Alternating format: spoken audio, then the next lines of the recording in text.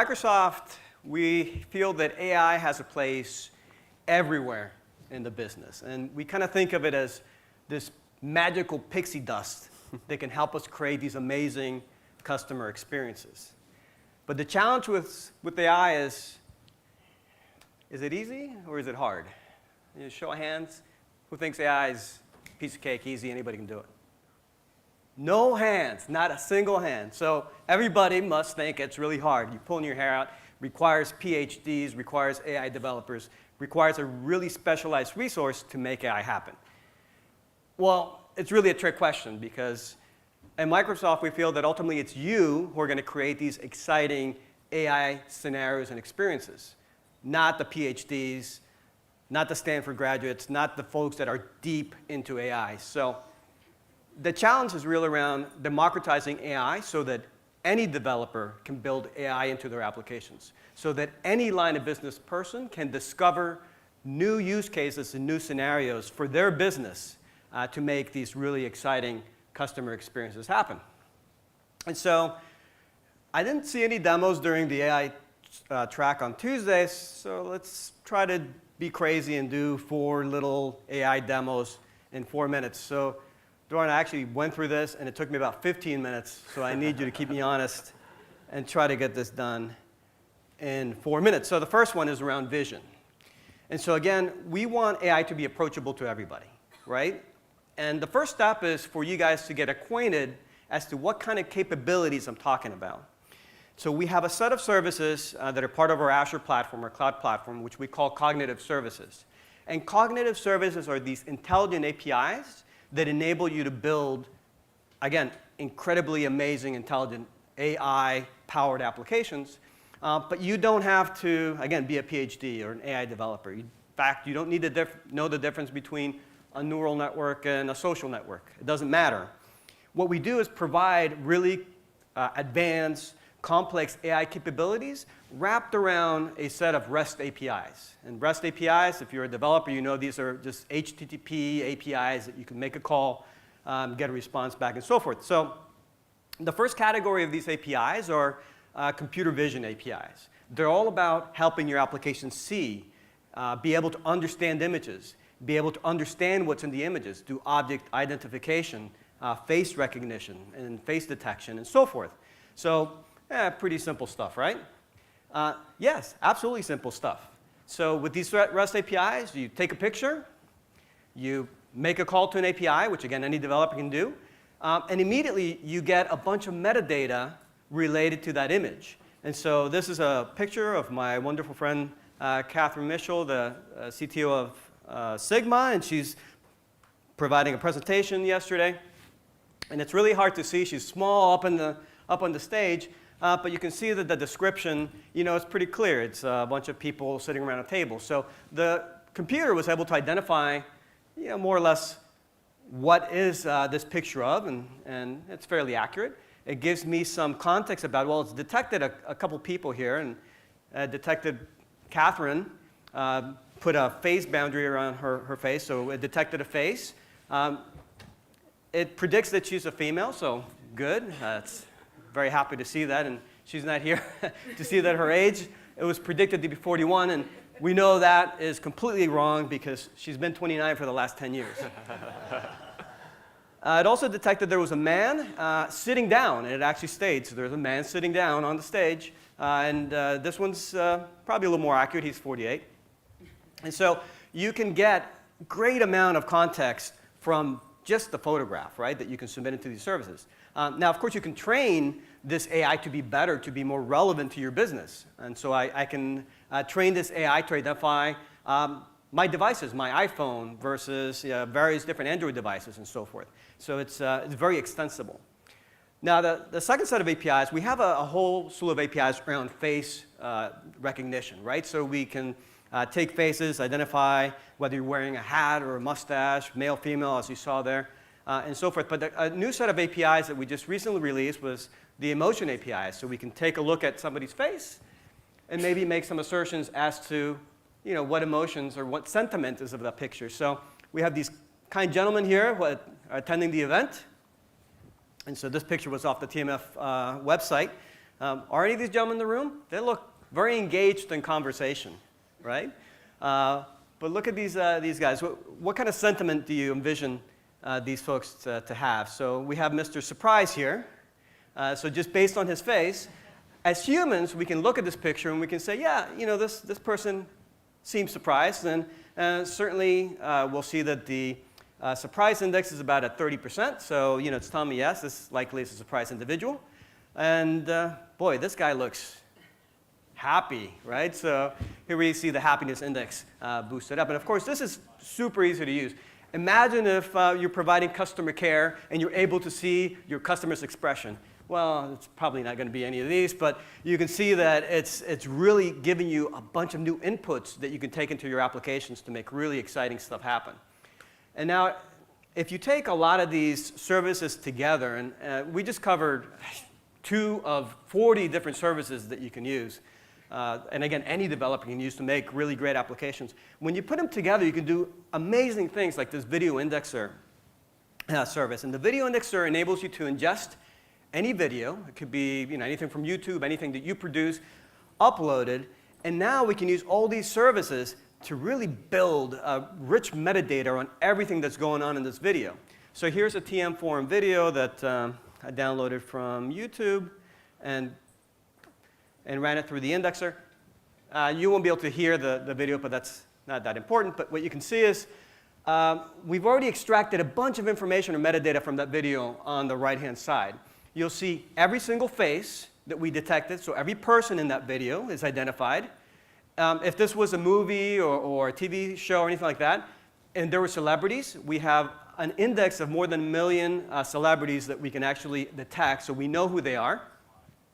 You can click to see where they appear in the video. Something that's very cool, too, is that we can transcribe the audio.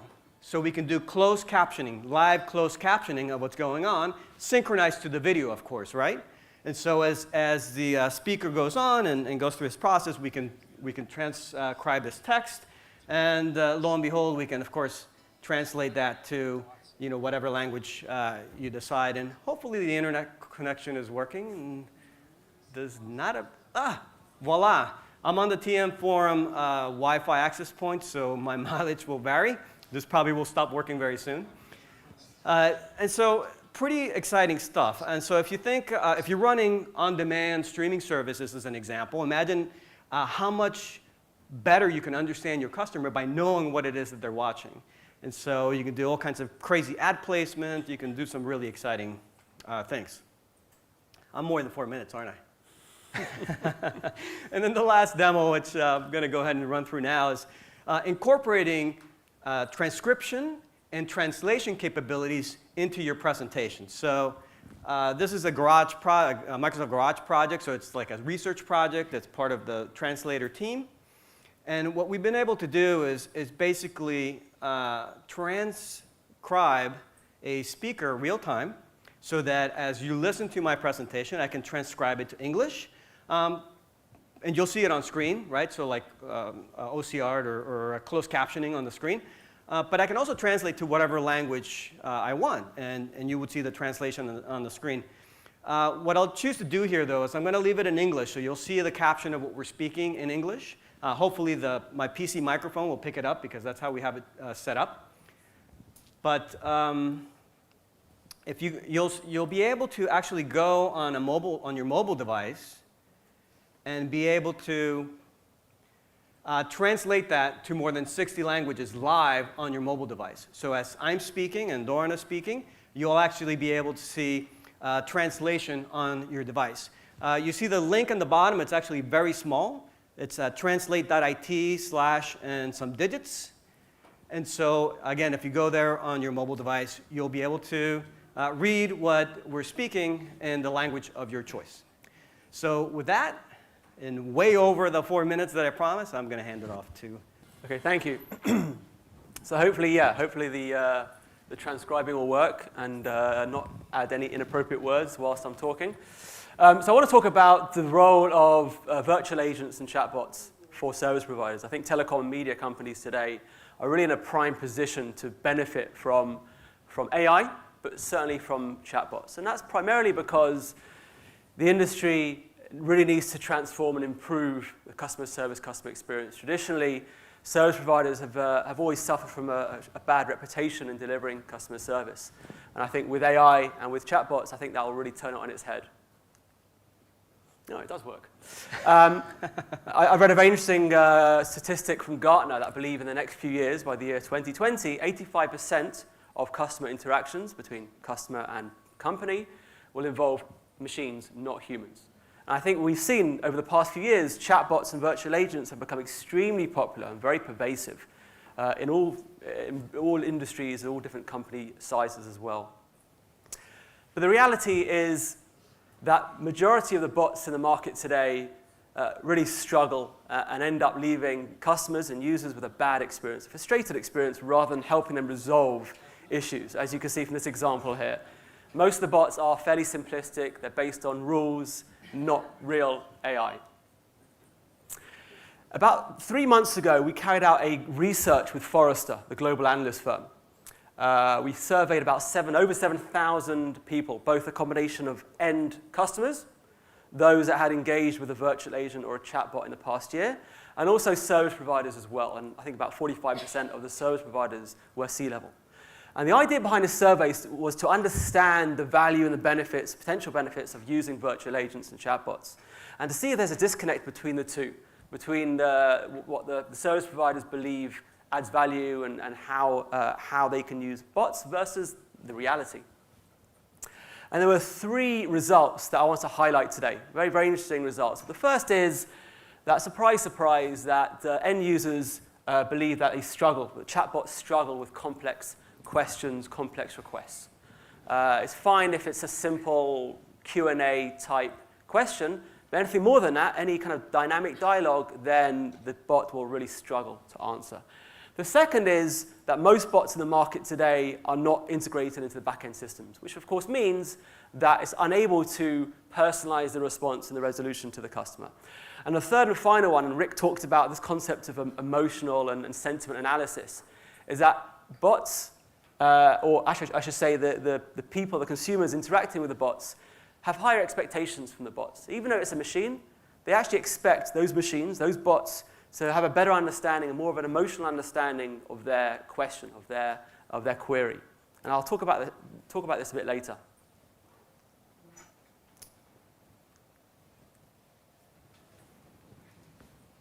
Did not work. You can always use a laptop. And I really like this chart because it shows the chatbot maturity level.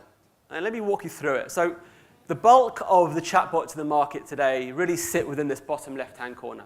They are informational bots. So they're programmed for predefined context, predefined dialogues and scripts, and nothing more than that. And it won't be able to deviate from that question, right? So it's rule-based, it's not really AI-based. So you have a fairly simple question, it will give you a fairly simple answer back, and that's about it. And it will struggle to resolve any complex issue that you have. Moving on to the middle section where it's about personalized. And some of the chatbots in the market today are integrated into the back-end systems, integrated into the CRM, into the charging billing systems. And by doing that, you're able to respond and have a better understanding of the customer's context and intent to resolve the issue. But the third area is where it gets really exciting. And this is where we're talking about a real AI-based and transactional-based chatbot. So not just about customer care, but actually about commerce. Actually includes things like next best action, which Telecom Malaysia talked about. It's able to resolve a customer issue. It brings in multiple AI capabilities like sentiment analysis to better detect a customer's emotional mood and sentiment. And it's able to handle complex intents and really emulates a human-to-human interaction. And by bringing in things like next best action capabilities, it's able to personalize and recommend an action, a promotion, or resolution to the customer without being specifically asked for that.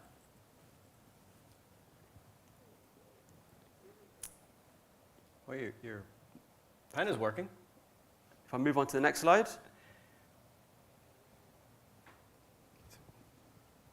We'll get there eventually. And following that, a few months ago, we launched the first pre-integrated telco-grade chatbot, specifically for the telecom and media industries, called the SmartBot, the Amdocs SmartBot, which is built using Microsoft's bot framework and many other AI capabilities like natural language processing, like sentiment analysis. And I think that's exciting about this is that it includes specific intent, or a library of telco-specific intents, like change of address, what's my bill, all the regular and standard questions that consumers ask their service providers today. What's unique about Amdocs is that we run the core business processes for our customers. So it puts us in a unique position in that we can take all of the data and the data points and fully integrate that into the product catalog, into the ordering system, etc., to provide a personalized response and resolution to the customer. It's also channel agnostic, which means that the experience for the customer is consistent, whether they're using Facebook Messenger as a channel of choice, whether they're at home, they're using Amazon Echo, they're using Siri on their phone, whatever the channel is, the experience is the same and consistent throughout. And a third area is, I talked about telco-specific dialogues and intents, but also bring in things like other cognitive services like NLP and machine learning to really make it a powerful engine for customer engagement. And I want to show a very, very quick kind of example or a demo that brings this to life and explains what we're doing with it. So we're taking a scenario. Okay, a customer is on Facebook Messenger, and he's messaging this chatbot. And the NXT Communication is a made-up service provider. And he's written, "I'm so frustrated, someone stole my phone." Now, the customer hasn't explicitly asked for anything, but automatically, the chatbot is translating his intent into an action. In this case, it's offering the customer the chance to suspend the subscription. Okay, and you can see further down, there's two boxes that the customer can click on suspend, or he can ignore it and say, "No, thank you." So the customer clicks on suspend, and the next thing that happens, and again, this is where it gets really interesting, is that, again, the customer hasn't explicitly asked for anything. But the chatbot understands the context of the conversation and understands that the customer doesn't have his phone. He's without a phone, so let's offer the customer a new phone. Okay, and this is where we're talking about going from customer care to commerce. But it's not offering the customer any phone. It's integrated into the CRM, so it knows what kind of phones the customer likes, what they've purchased previously. And it knows that this customer has purchased Samsung phones. He likes Android, not Apple phones. And so it's offering a personalized phone to the customer. Again, the customer hasn't explicitly asked for anything. This is all about converting intent into real action, and it incorporates real AI into the mix. Rick, can you give us a very, very quick overview of ways that service providers can measure the success of chatbots? Yeah, so how many folks here either work managing the call center or have worked in that kind of a role before? So as you probably are aware, customer service, customer satisfaction is peak. Average handling time is absolutely critical. There's no call center in the world, there's no call center manager that's never ever looking to not reduce average handling time in some way. The number of calls coming into the call center, always an important metric. How can you deflect a number of those calls in order to move them to perhaps a self-service channel or a lower cost channel? Those are all critical KPIs that they're always top of mind when you're managing customer care in some meaningful way. And so this is my friend Ryan. He's a call center agent for Microsoft Service and Support. He's a very happy guy because he's a call center agent. So you know those are the happiest people in the world. He's always got a smile on his face. Right now he's probably talking to some grandmother somewhere, helping her through the latest phishing attack, or she probably opened an attachment that she shouldn't have. Very patient guy. But what are some of the challenges that Ryan and folks in the call center come across, right? First and foremost is really acquiring some level of consistency and accuracy, being able to have a high quality across every single touch point, every single phone call that's addressed at the call center. It's a really, really tough problem to handle because, as you guys know, call centers are very distributed. They hire thousands upon thousands of people, particularly if you're a large tier one. Tough problem. All the KPIs that we just covered, and I'm going to go through here. Turnover is a serious problem in call centers. This is not an easy job. It's very stressful. You're dealing with people who tend to be irate. It's a very special personality type that's required in order for you to be successful as an agent. And so the stress really does cause a relatively high turnover for this industry. And we have this thing where we count on the agents themselves to be an integration point across all the different applications that they have to know how to use and how to manage. And so we call it swivel chair integration. You have 3 apps open. The agent has to copy data from one app to the other. It's a big challenge, which results in really, really high training costs. So it normally takes a period between 45 to 60 days of training before a call center agent will handle their first call on their own. So it's a really lengthy cycle. This results in escalating costs and companies treating the call centers more or less like cost centers. It's something they have to have, but they're not entirely thrilled to have. So at Microsoft, and of course, we run call centers as well. We're a service provider. We service more than 1 billion customers. So you can imagine our phones are always ringing off the hook. We're always looking at ways to optimize this. And working with telcos, with retailers, with other customers that have large call center presence as well. And so in Secretive Building 7 in Redmond, we've been developing a prototype of the next generation call center, which we call the CSR 1000. And so the CSR 1000, it's actually the second version of our agent, since the first one wanted to terminate their callers, and that was having a negative impact on churn. And so what do we really mean by this cyber agent? What makes them better? It's not the Terminator. You can call Microsoft, really. We won't have that guy on the phone. It's really around taking the bots themselves and the capabilities that Doran mentioned, but apply them in the context of the call center and create virtual agents designed to help the human agent be more productive, be able to have a better interaction with their customers, and ultimately lead to a more satisfied customer, a shorter call, and so forth. So you can think of it as kind of a utility belt or a set of robots that are helping the agent be more productive. And so it all really starts with one of the things that we described earlier and what you saw. It's the transcription of the live call. And so once we have that transcription in place, we can use that as an input across a variety of other bots that are helping the agent be successful. Around transcription, we can transcribe not only the caller, the customer that's on the phone, but as well as the response that we're obtaining from the agent himself or herself. One of the first use cases for real-time call transcription that we did was in a call center, and we did real-time translation. And if you guys are familiar with call centers, you know that many of them are outsourced, offshore. They're running in a lot of different countries, the Philippines, Mexico, India, and so forth. And the agents that work these call centers are amazing, and they're multilingual. They have really high level proficiency across 3, sometimes 5 languages. It's really amazing to watch them work. And although they're very proficient in many languages, they're not necessarily native speakers. And so there's always a bit of extra work and a lot of CPU cycles that agents spend translating what their customers are speaking.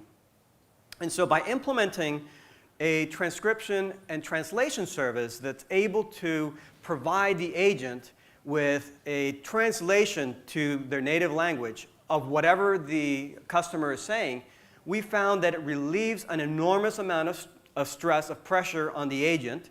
It improves the clarity because now the agent has basically a confirmation of what they understood being translated by a machine. And it enables them now to free up some of those CPU cycles to better understand and listen to the customer concern. And so that's proven to be a very effective use of some of these AI capabilities and the AI-enabled bots to, again, make that customer experience better. The next scenario is around the pen not working. That's the scenario. Now, the next scenario is around using that same input, that transcribed speech, to be able to understand the context of the conversation. So we can take, for example, a phrase, a sentence, a paragraph of what's been spoken and extract the most relevant terms from that specific bit of speech. You may have seen in the video indexer that we're able to identify what are the key words from that video, from that conversation, from whatever it was that we took. And again, this is using some AI capabilities in order for us to really understand context and understand what's important. Now, now that we understand what's important, we can have a bot that's doing interactively a background knowledge-based search to try to identify what potential KB articles are relevant to this case that can help expedite the closure. And then there's a variety of other use cases that we've implemented in the call center where this AI capability, again, has enabled us to do recommendations, next best action, next best offer, be able to do call quality rating. And most interestingly, one of the things that Dora mentioned is around sentiment analysis. So we can take a look at the transcript itself and run sentiment analysis on that based on the words, but we can also listen to tone. And so does the customer sound agitated? Has their tone changed? You know, the pitch changed? And so forth. And based on that, we can perhaps route the call automatically to a shift supervisor or a manager to handle that specific call. So all sorts of scenarios are possible with AI and with bots that are there to help the agents, your human agents, be more effective. And so here's a very short video that describes, oh, you won't be able to hear, unfortunately. And what's happening in this call, since you can't hear, is we have an irate customer contacting the call center about an issue that they're having. And on the right-hand side, you see where we can take that conversation and immediately make it actionable. So we can measure sentiment real time, again, based on text, based on tone. Because we're transcribing the call, we're able to extract keywords and be able to automatically generate recommendations that the human agent can offer. What's the next best action, perhaps, that they should do based on the transcript, based on what's going on in that call. And so it's a really exciting way to add a great deal of support to the call center agents, the human call center agents who already have a very stressful job. Now I'm going to talk very briefly about one of our customers. This is 3 UK, a part of Hutch. And they've been exploring the use of bots for a very long time. We did a hackfest with 3, trying to determine, what's the best scenario that we can build together to kind of put our toe in the water, per se, kind of start trying these new bots. And what we discovered with 3 is that one of their top call generation situations were new SIM activations. So they found that new SIMs, every time that they sold a phone, every time that they added a phone to a plan, it generated either a call or a human interaction via their self-service chat on their website.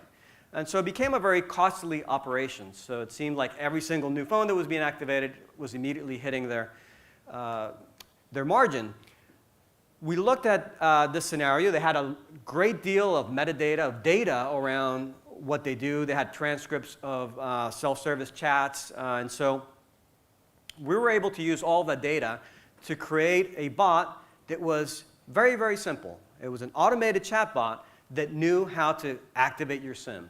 And it knew everything possible based on all this historical data that we had around how to activate that SIM. Things related to, do you need to port your number? Do you have a device that perhaps is SIM locked or that it's locked in any other way? And it was able to guide the user using natural language in order for them to ultimately be successful in activating that device. And so you can imagine if you can, again, deflect a substantial number of calls from or self-service requests that actively need to be handled by a human to a bot across a very, very small scenario, the impact can be very significant. And so for them, they used this as a starting point. It was really successful. You can see it on their website live today. But they're using that as a building block.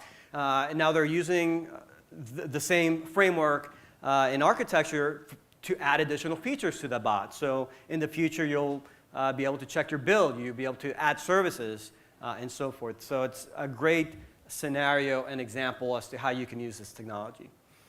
So with that, we're going to close with maybe some best practices related to how you can go about building your own experiences around bots for both consumers as well as your call center agents. And it all starts with this little plant.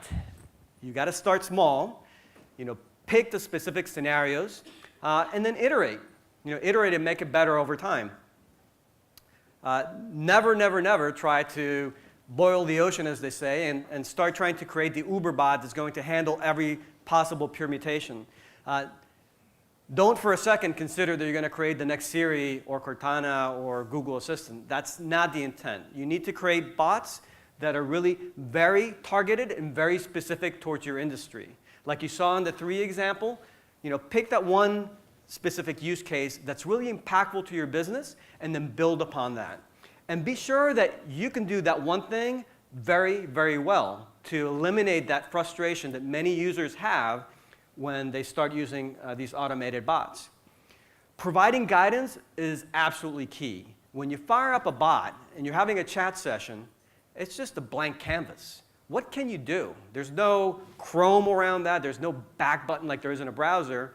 And so provide some guidance to the user as to what you can do. What can this bot do? In the case of 3, hey, I'm the bot that will activate your device, and that's what I can do. Also be very transparent and very clear that this is a bot, and this is not necessarily a human, in order to earn the trust of the users. Don't hide that from them. Next, make sure that you offer a ripcord. That means provide a means for escalating to a human agent as necessary. And be proactive about this. Because we can measure sentiment, right? And you saw how that's very easily done. Be proactive. So if you sense any kind of frustration, offer to transfer that individual to a real person. And then finally, iterate over the initial use cases as well. So as I mentioned, you'll be building use cases over time, but you'll always have to go back to those initial use cases, take all of the new data that you've collected, all of the learnings, retrain those models, and make those bots even better. And that's ultimately going to create even better experiences for the users, for the subscribers that come after. And then finally, Doran? Yeah, just to wrap up, we've talked about chatbots, and it's an exciting solution. But I think chatbot is one product, one solution as part of a broader series of AI capabilities that is being used to optimize contact center operations. So other examples are you can leverage AI to auto-detect patterns that enable you to proactively engage customers, to deflect calls in the contact center. So reach customers before they have a chance to pick up the phone and complain to an agent in the contact center. And this is where the machine learning algorithms can be used to detect issues and patterns before they arise. Other things like enabling or improving the life of the agent in the contact center, giving them all the capabilities like sentiment analysis like we showed in the video before, like machine learning scores to detect what's the risk of churn, what's the risk or the chance that they're going to purchase a new device or a new bundle. And also things like MBA, next best action as well. That is really helping the agent to personalize the response and provide a great experience. And with that, you can download all of the materials in this link as well, everything that we presented today and additional materials like the Forrester research. Rick, thank you. Thank you. Thank you very much. Absolutely take questions. We've got a couple minutes maybe. Yeah, absolutely. Do we have any questions?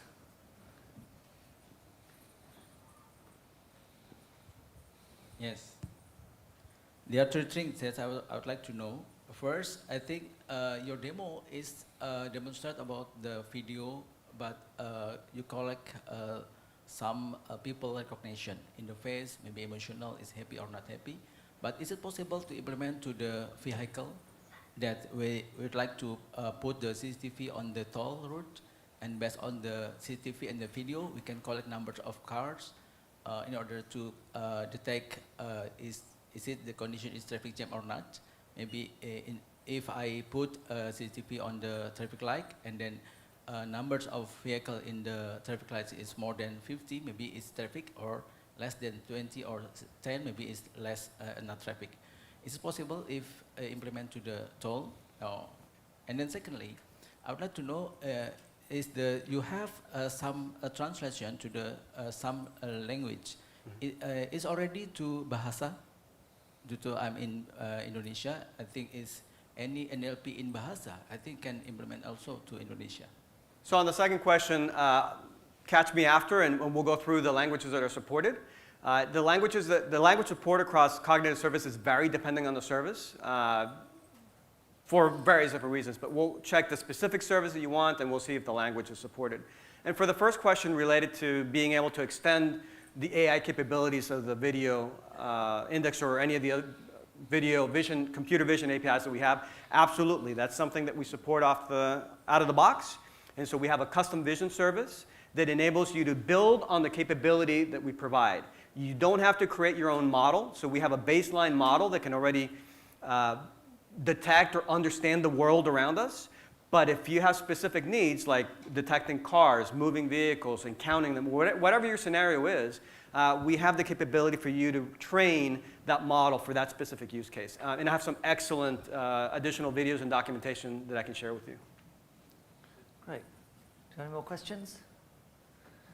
I've got a question for you, and I was thinking about this as I was writing it. It's to either of you, and I'm actually an operator's worst nightmare because I'm the person who keeps pressing 000 right on everything until it gets through. And I've been working in customer experience for over 10 years, and you know, one of my big questions I have for you is, I've got two actually. First of all, how much is this about improving the customer experience versus reducing cost for an operator? And I think that's a really important question as we learned on this digital journey. And my second question is, where do you start to migrate your customer? Because if you're like me, right, and I'm a millennial, just about, I think, and I'm pressing 000, how do you stop me doing that and then start migrating to this technology? So Aaron, in your case, we're going to set the Terminator agent on you, and that's going to solve our problem. So that's an easy one.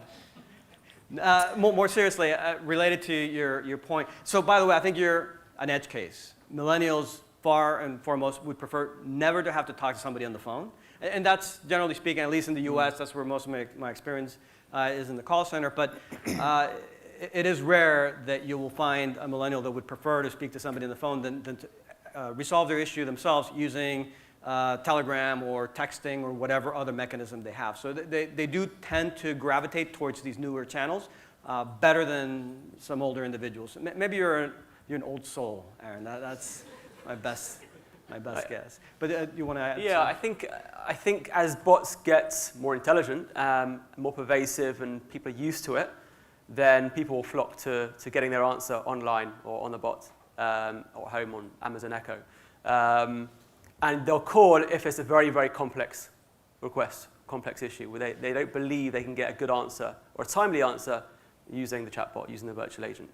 And by the way, cost is also a big driver. It depends on the service provider, but many providers are looking at, yes, improving Net Promoter Score and just ensuring that they have a better reputation in delivering customer service. Others are looking at reducing the cost.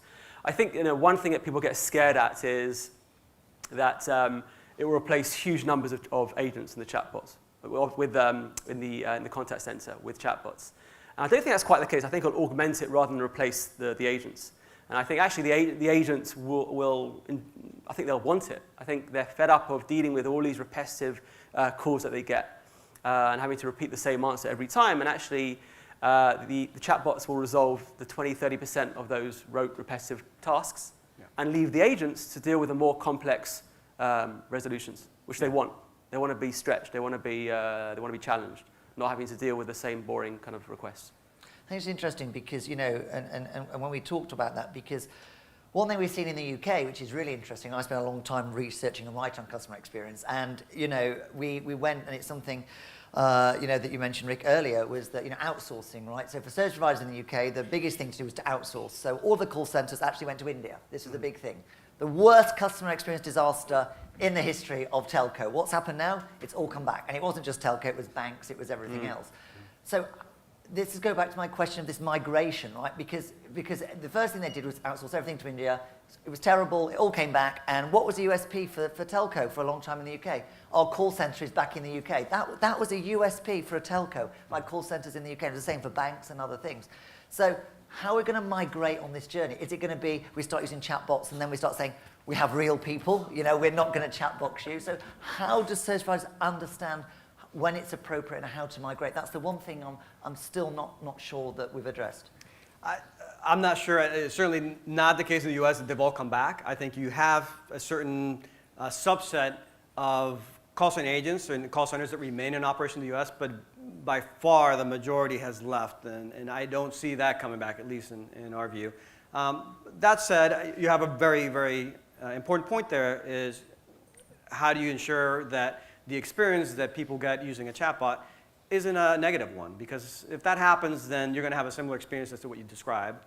And we covered that at a certain level, ensuring that, again, you provide very specific and guidance around what this chatbot can do to ensure that you build that trust with the individual, first of all, to use it, to not shy away from using it, as you mentioned, hitting the 000. Give it a chance, and it's entirely up to us as an industry, as we move forward down this path, to create experiences that are truly exceptional and mind-blowing, and not experiences that are going to leave users frustrated. And it's something that we can do together. But the fact that we're seeing such an immense demand, and just for context, so I work across all Microsoft Server products as they're employed in telecommunication solutions. All of them. More than half my time in the last year has been all around AI and bots, because there's increased demand from our service provider customers to help them build these experiences. So they're huge. Granted, a lot of it is, there's a lot of hype, and so we're close to getting to the peak of that hype curve. But there's also reality there, and that these things do work. And if implemented correctly, they can not only reduce your operational expenses, as you mentioned, but create some really just amazing customer experiences. And that's what ultimately is driving a lot of the investment. And just one final thing to add, I think this time next year, or maybe in 2 years' time, I don't think we'll be having this conversation over whether we outsource or not. I think the conversation will move on to something else, along with the idea of virtual agents and what percentage of the resolutions can be managed online versus in the contact center. Great, thank you. Big round of applause. Thank you very much. Thank you.